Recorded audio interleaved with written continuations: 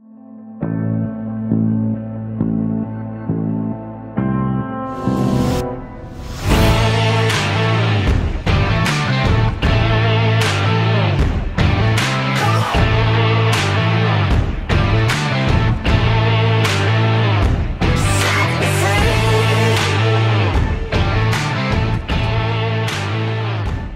Talk Show coming to you live on this Thursday night, November 30th.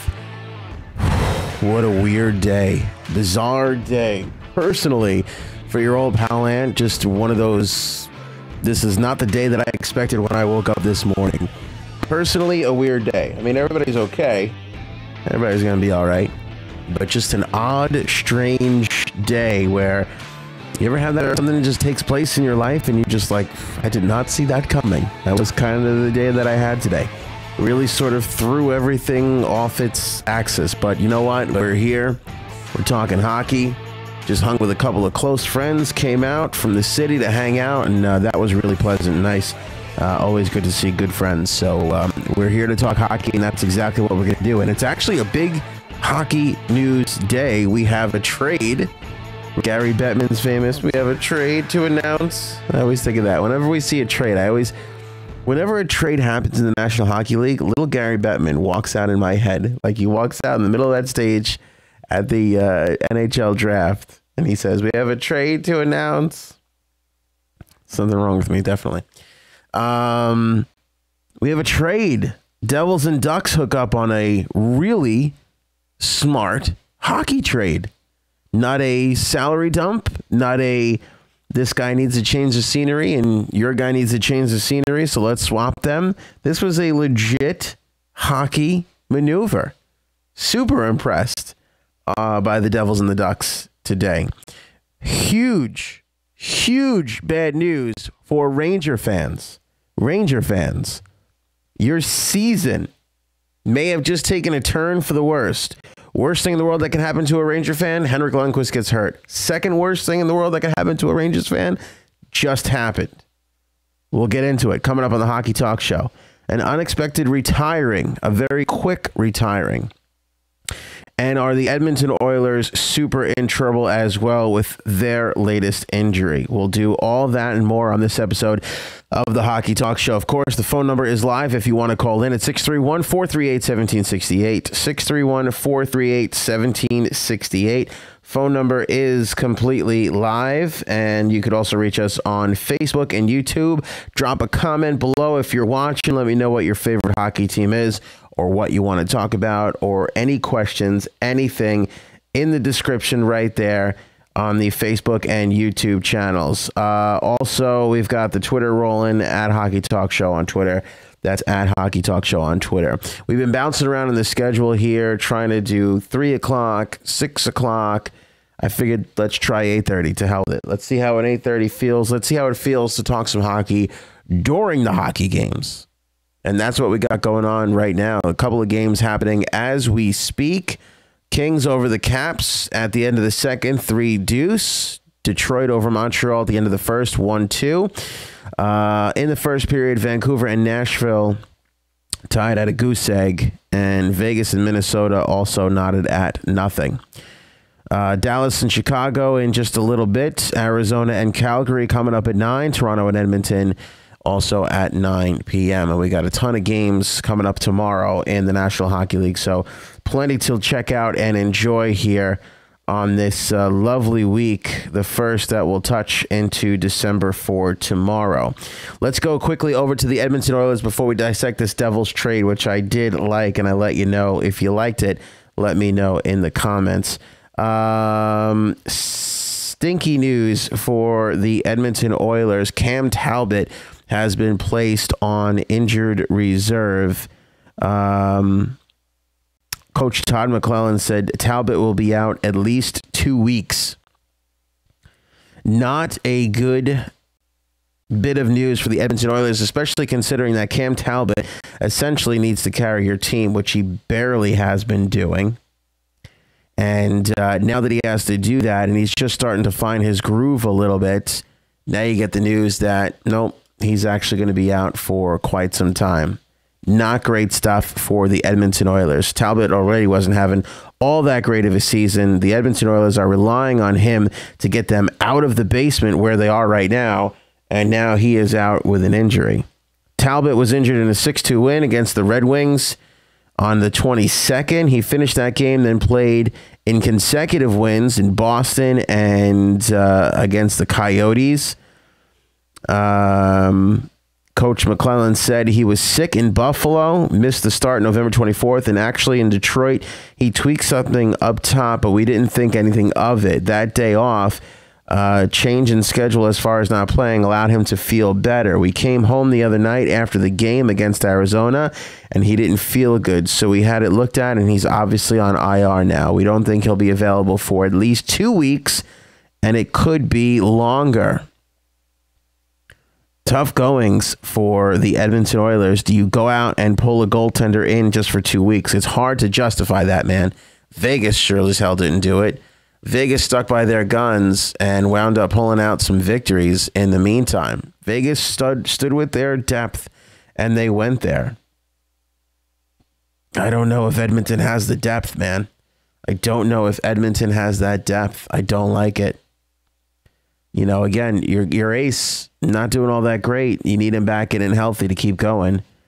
I don't know if this is going to be a, Carey Price situation where he goes down and the young kid comes in and he winds up being outstanding. You need a good, healthy Cam Talbot to carry you through. We're talking Devils and Ducks trade in just a minute, but just getting through some housekeeping here with the Edmonton Oilers. Oilers are 10-13-2, 7th in the Pacific Division. Not great.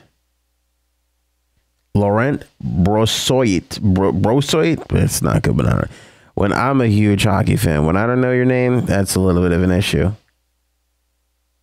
See, coming in to back up, he'll start against Toronto. 24-year-old has made 23 NHL starts, including 3 this season. He's got a 3.31 goals against average. Is Antti Niemi available? Can we pull Niemi into the mix? Goalie Nick Ellis was recalled from Bakersfield to the American Hockey League and will back up Brossoit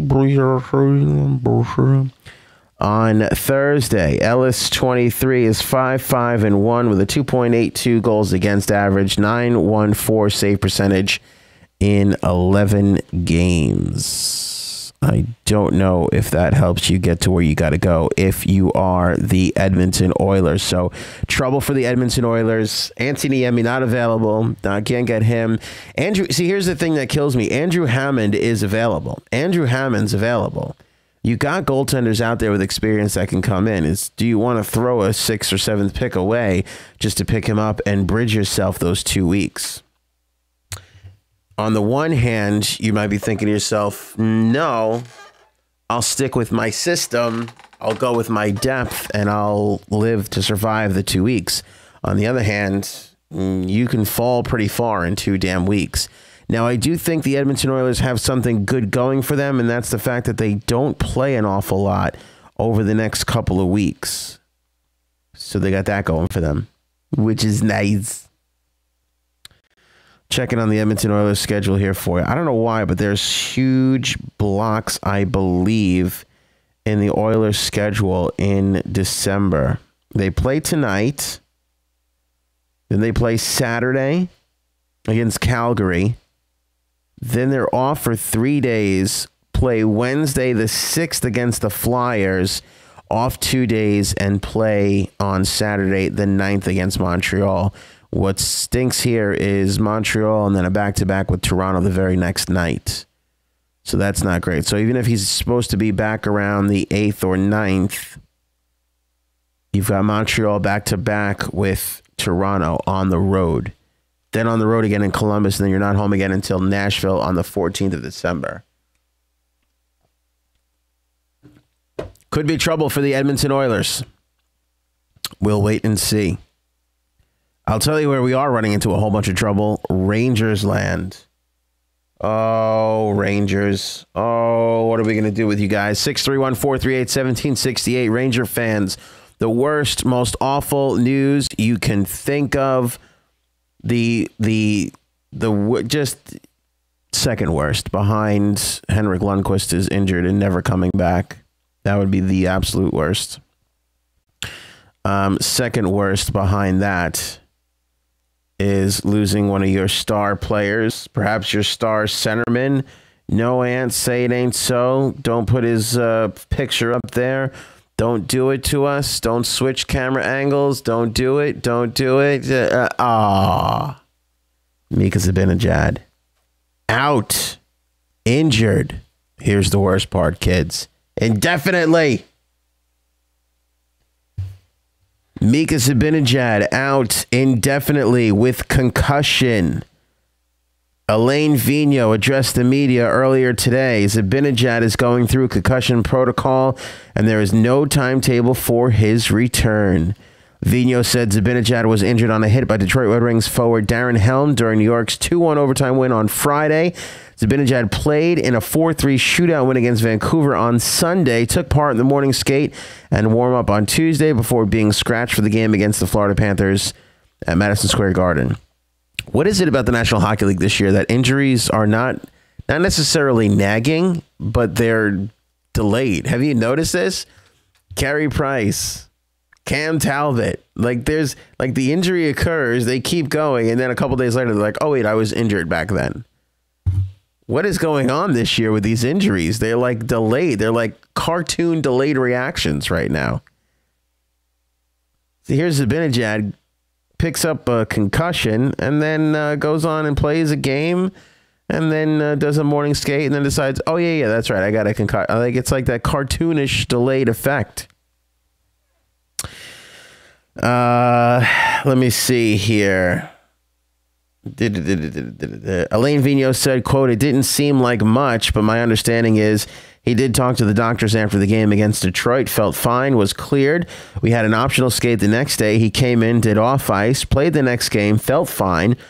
We had a day off on Monday. Then he came in for the morning skate and wasn't feeling well. Had some symptoms. He came in at night, tried the warm up, still didn't feel well. So we shut it down and we're following the protocol. David Desharnais skated in Zibanejad's place between Chris Kreider and Pavel Buchnevich and had 3 assists. The line had 9 points, 3 goals and 6 assists in a 5-4 loss. Vigneault said, we called up Davey at 5:30 to come in and take warm-up and play that night, and that line was good. That's what happens in a season. It is tough goings for the New York Rangers. You don't want to lose Mika Zibanejad. He has been carrying your team. He is your points leader. 22 points in 24 games. 93's having himself a damn awesome season. What number was Peter Nedved? Was Nedved 93 too? I think he was. Peter Nedved. Going back to the classics. Tyler, welcome to the show, my man. Sometimes the symptoms can take a few days to progress. That is the issue with concussions. Those are the tricky ones. With Carey Price, it was a knee, so that's an odd one. Cam Talbot, I'm not sure what his injury is, but I know it's not a concussion. But yes, with concussions, not only could your symptoms take a few days to progress, but your symptoms can come and go. You could spend 2 weeks and then all of a sudden you feel better, and then you can have 3 awful days in a row and then feel better again and then have 4 awful days in a row. We saw that with Sidney Crosby, right? He was the big one that was out for a long time. Concussions are just, they are absolutely unpredictable. Cannot be predicted. The concussions. They're tough, man. They're tough, and they mess with your mind a little bit too. They really do. They mess with your mind a bit, because you don't really know, and you got to stay in dark places. Some of them are really bad, some of them really not. Then you start feeling better, and you think, all right, I'm good now. You know, I could move around, I could skate probably, and then all of a sudden you try and do something, and you boom, right down on the floor. Concussions are a weird one. That's why, too, the other issue with concussions is you got to feel good, and you got to feel good for a while before they will insert you back into the lineup. Because not only can the symptoms take a little while to first show themselves, but they can appear to be gone, and then all of a sudden, bam, they come right back again. Crosby has had a really bad history. And 93 was Peter Nedved, right? Oh, those are the good old days. Good old Peter Nedved. From Pittsburgh to New York. He was good for the Rangers. He was all right. Zibanejad has been damn excellent, though, carrying this team. 11 goals and 11 assists. Again, not only your points leader, but also your goal-scoring leader. Kreider had 10 goals. Buchnevich had 9. They've been playing together and doing really well on that line together. In fact, that line has been carrying that whole damn team. They're just like Calgary. They're a one-line team. The Rangers are a one-line team, just like the Flames. That Gaudreau line, hard to stop, man. But just like the Flames, you got to stop the one line, but that doesn't mean that you can actually do it. And a lot of teams haven't really been able to. They've been running around on a lot of teams. But now what do you do? Oh, my God. I love David Desharnais, and I've said this before. I love David Desharnais as a third-line center. David Desharnais is on your team as a third-line center. You're doing something right. David Desharnais is on your team as a first-line center. Uh-oh. Uh-oh, man. Now you got some issues.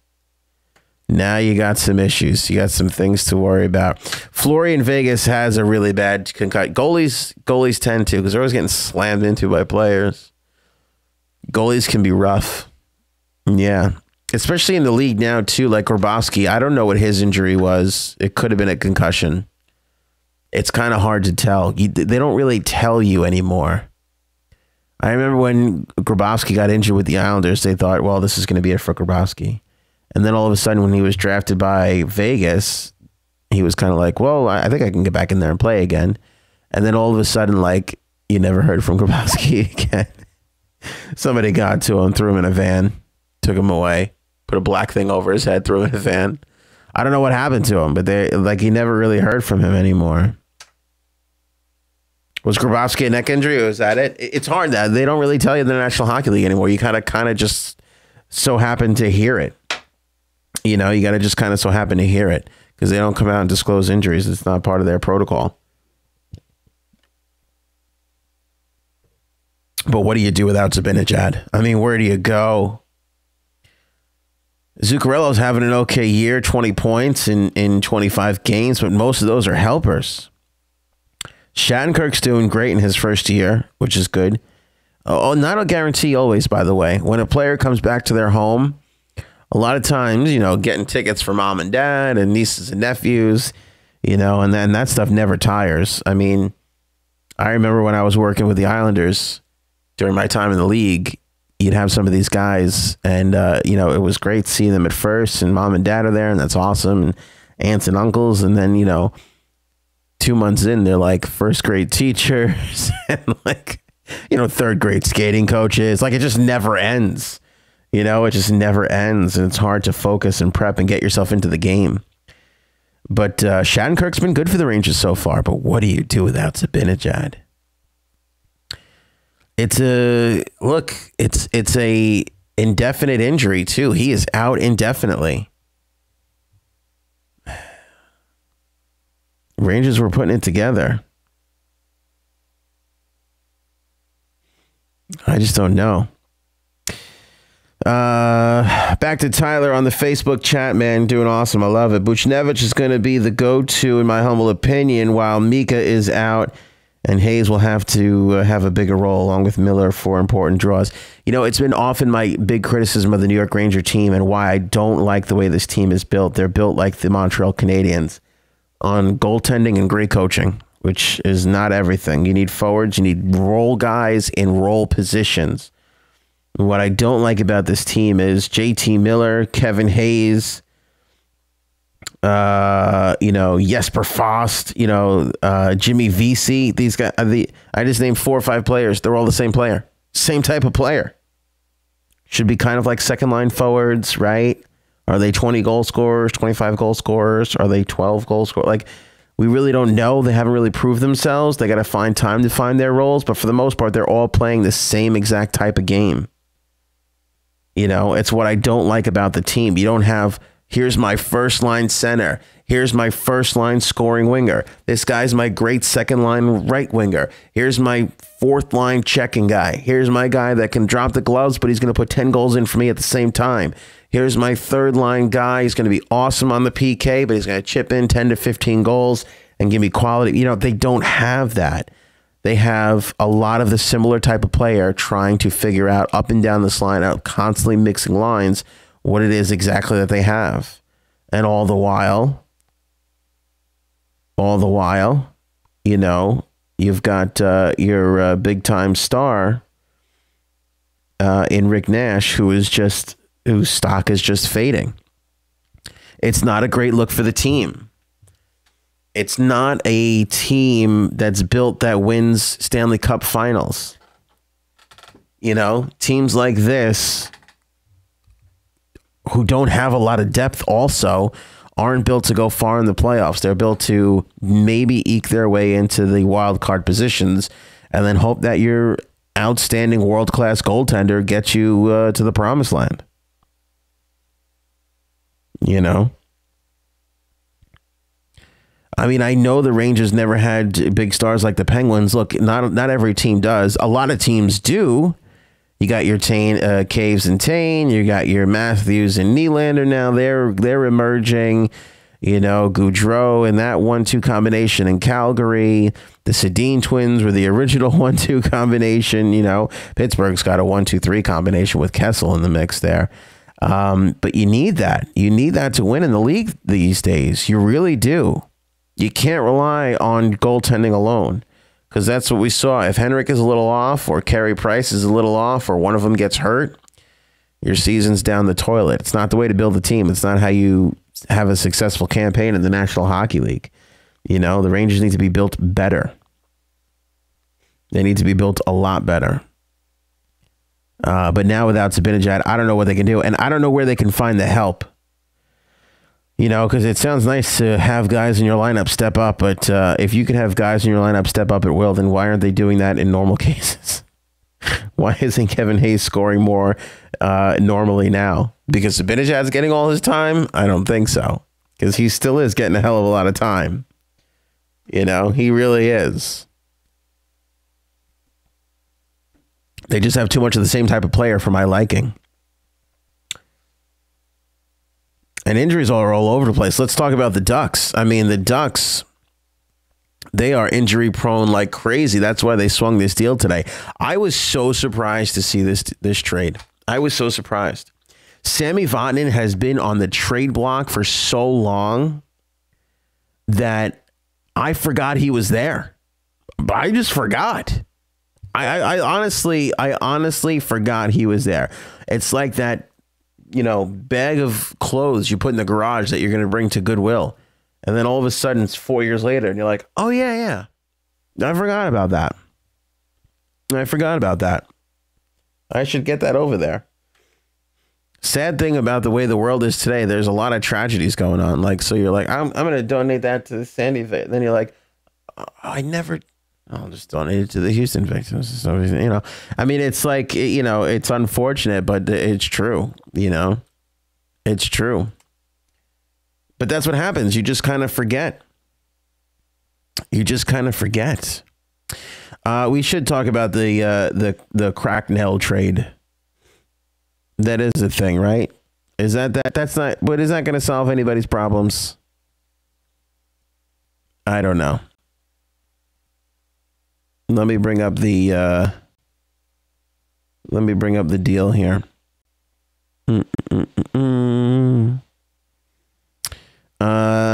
Canadians get Cracknell in exchange for Peter Holland. The Rangers pull in Peter Holland. I don't know. Where's that? What is that trade really going to do for either of these franchises? I don't see Peter Holland stepping in there and jumping through hoops to put the Rangers over the top. You know, same thing for Cracknell in Montreal. Let's see here. Peter Holland, who was he in Arizona last year? 40 games in Arizona last year, 5 goals, 6 assists. I mean, okay. I think Peter Holland was a once in a while ago prospect that had some, you know, good size, good weight on him. Decent third line player, maybe, and then just kind of never really materialized. Had 25 points for Toronto in the 14-15 season. Had 9 goals, 18 assists in the following year, and then really sort of just fell off. Went over to Arizona and then was never really able to get back into it. Cracknell, easy to get rid of. What was he? That's an easy swap there. That's just a I don't know. Let's do this kind of a move. That's not really going to help any team here. But the big deal was the Ducks and the Devils. And it was a nice trade. It was a nice hockey trade. I was surprised, though. Like Vatanen, I didn't really see him coming. And I was really shocked that the Devils let Adam Henrique go. I mean, beyond shocked. He just did a charity night for them the other night. It was kind of a big deal. Adam Henrique was beloved. 14 was beloved.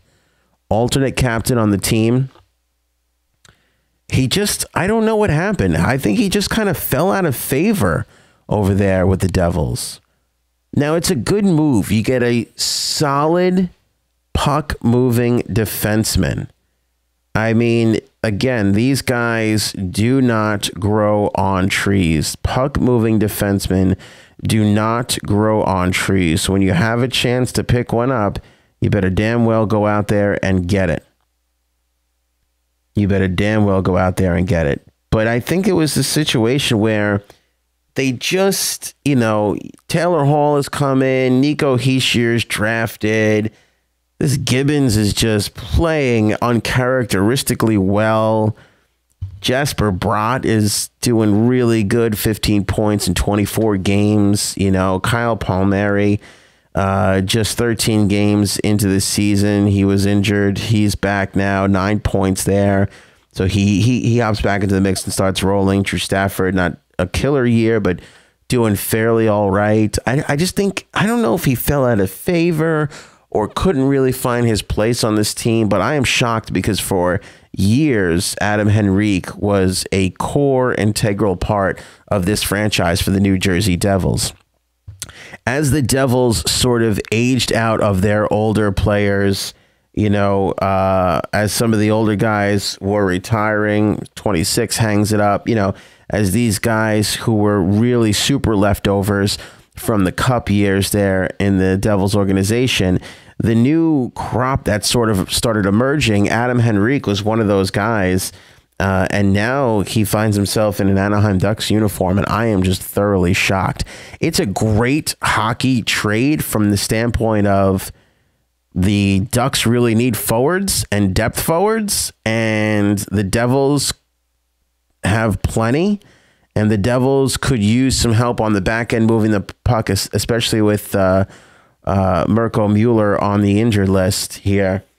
They don't want to lose any pace, and they go out and get that from the Ducks, who had a little bit of an abundance of defensemen.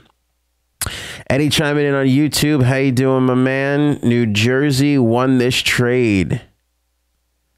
I like it. I don't know if anybody really won the trade. I think New Jersey won the trade from the point of view of they got rid of a couple of extra assets that they didn't need and got something they really needed as they sit first place in the division.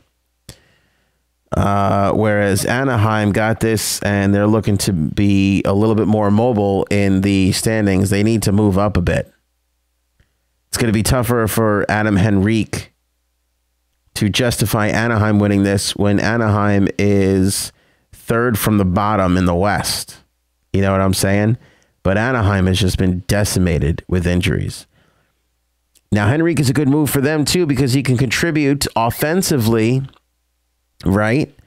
He can put some pucks in the net in the meantime, play some top 6 minutes, and then eventually maybe settle into a great third-line role, again, like David Desharnais with the Rangers.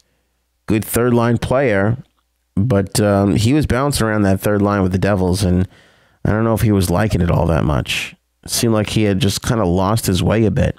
But you look around, you check the consensus on Twitter, and Devils fans are not happy that Adam Henrique was traded. I mean, they're okay with it in the sense of they're in first place and they needed a puck moving defenseman, and Sami Vatanen is pretty damn good, but I don't think they're happy losing a treasured member of the tribe because he was well respected within the Devils locker room. Joseph Blandisi also goes the other way, and a 2018 third round pick. In exchange, they get Sami Vatanen and a conditional draft pick. The conditional draft pick depends on if Henrique signs. If he signs soon, they get a draft pick this year. I think if he signs later, they get a draft pick next year. If he doesn't sign at all, they don't get a draft pick. So the third that they gave up could be really valuable, the Devils, I mean, if they don't get another third in return. If Henrique doesn't sign and it wasn't third for third, then that kind of, you know, that's unfortunate. That means the Devils really did give up a lot. 2 players and a pick just for Sami Vatanen. Now, here's the thing with Sami Vatanen. I like him a whole bunch. He's a phenomenal player, but he doesn't have the stats this season. It's really bizarre. I think Sami Vatanen has 5 points on the year so far this year. 4 or 5 points, something like that. 1 goal, 4 assists, 1 goal, 3. It was something crazy like that. I mean, that's not good for the type of player that he actually is. He's far better than that. And so that's a little troublesome. And you think to yourself, well, is that because, I mean, you know, it's hard to rack up assists when you pass to Ryan Getzlaf and he's sitting there with a bandage on his arm. You know what I'm saying? You're gonna lose some stats when all your big guns are out of the damn lineup. That's going to happen to you for sure. So it could be an issue of that. But he was still, look, he was getting quality minutes, 20 some odd minutes, and he was not scoring to his full potential. It's a tough day for Ranger fans, though. I mean, for the love of Pete, they lost to Zibanejad, and the Devils got better. I mean, this is Ranger hell right here. This is what this is what the 90s were. This was Islander and Ranger hell in the 90s. You know, 95, 96. The Devils kept winning. Islanders and Rangers couldn't win a damn thing. It was not a fun time to be in the metropolitan area. It really was not. It was not good times. I think Vatanen's going to be good in New Jersey. I think he's going to move the puck really well. I like this question from Eddie. What are your top 3 hockey movies? That's good, man. I like that. Let me see here. Top 3 hockey movies.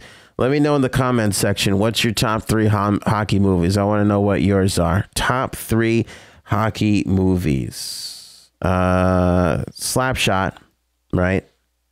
We gotta put Slapshot in right away.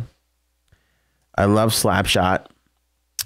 I love Youngblood from a point of view of where, like, to me, Youngblood captured that essence of what it was like to be a young prospect coming up during that time. Like boys club, rough, you had to fight, you had to find your way in. Just because you could score doesn't mean you're going to be accepted. You got to figure out your point on the team. You know, I really like that a lot. I like the Youngblood. I don't know if it cracks my top 3, but I definitely liked it. It's funny. I'm looking up a list of hockey movies so I can have some reference, and The Cutting Edge is on this list. Would you consider The Cutting Edge a hockey movie? I don't know if I really do.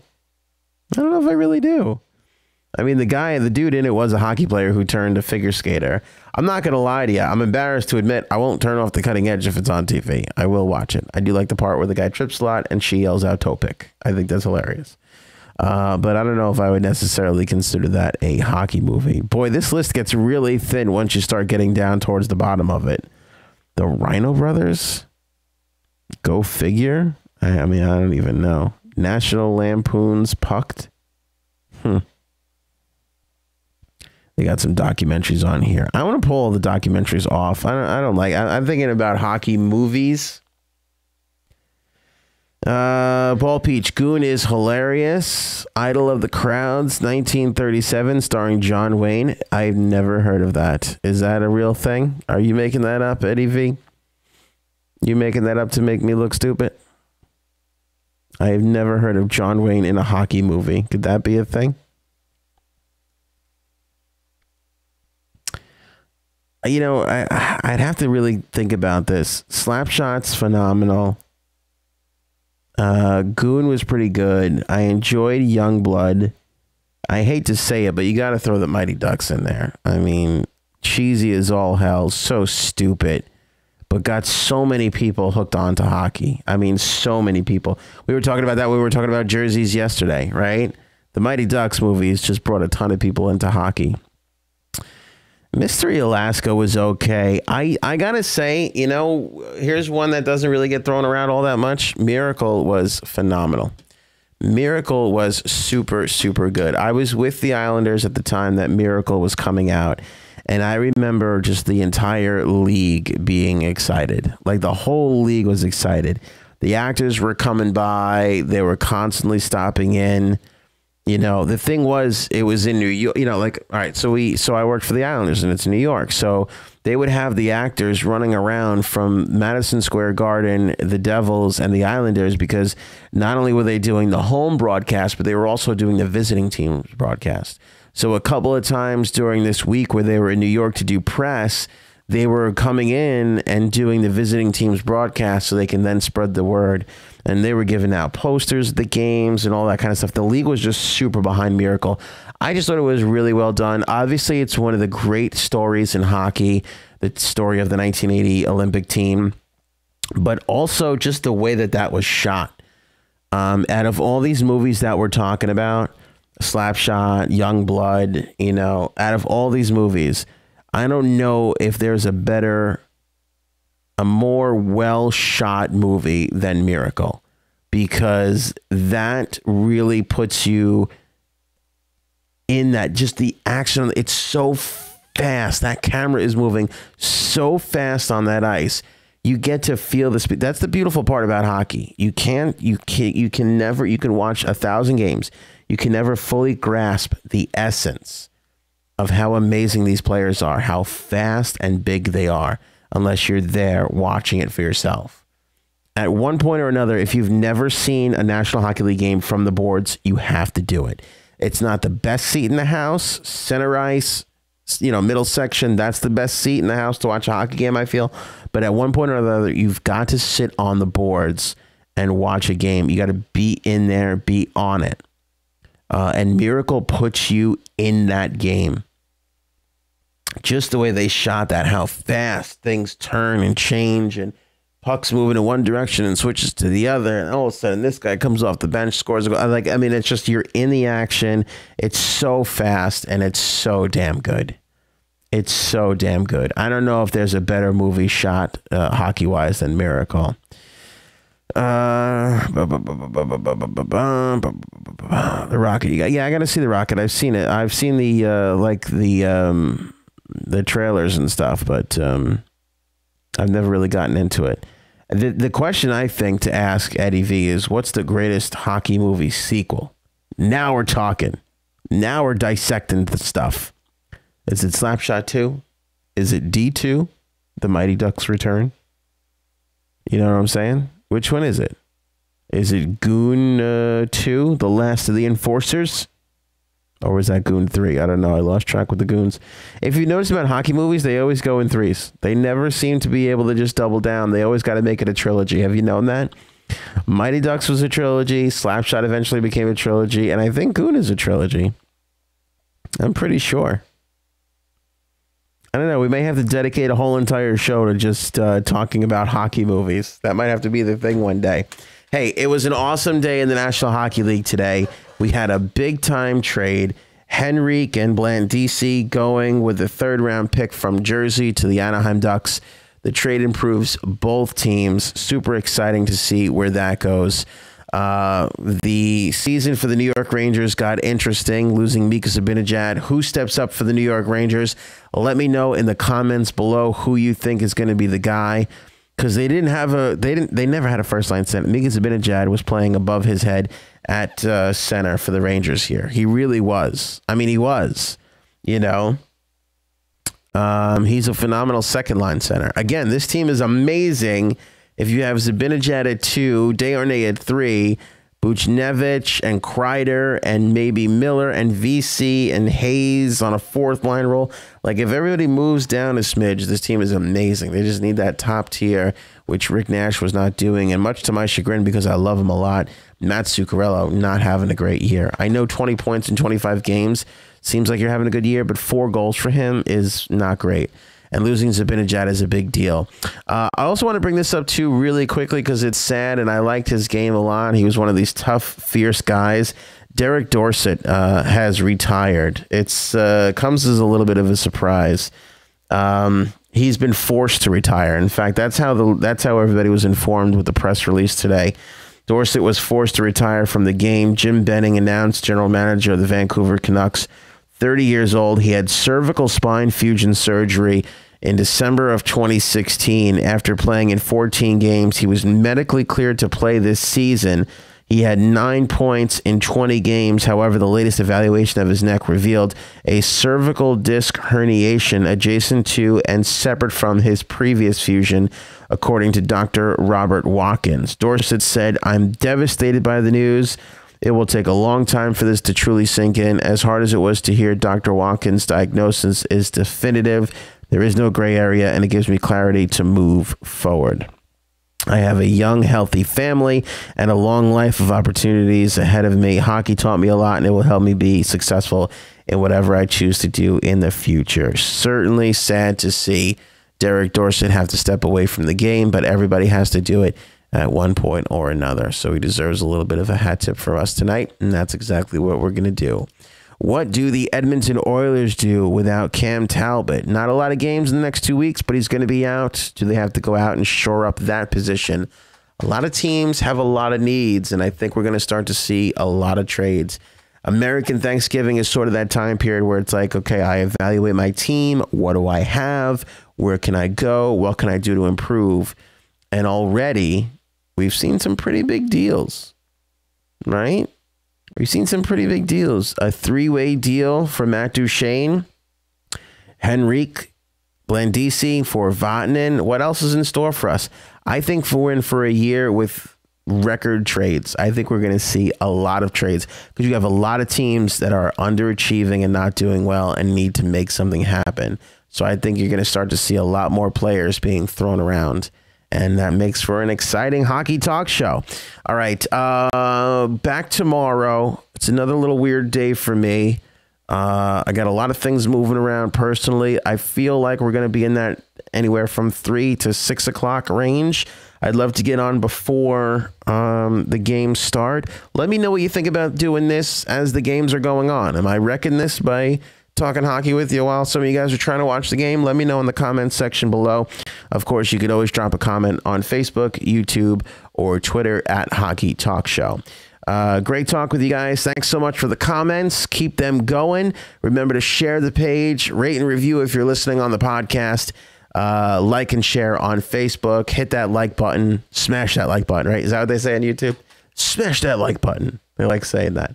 And also hit that bell so you get the notifications to when we go live. A lot of fun talking hockey with you here on this Thursday night. I will see you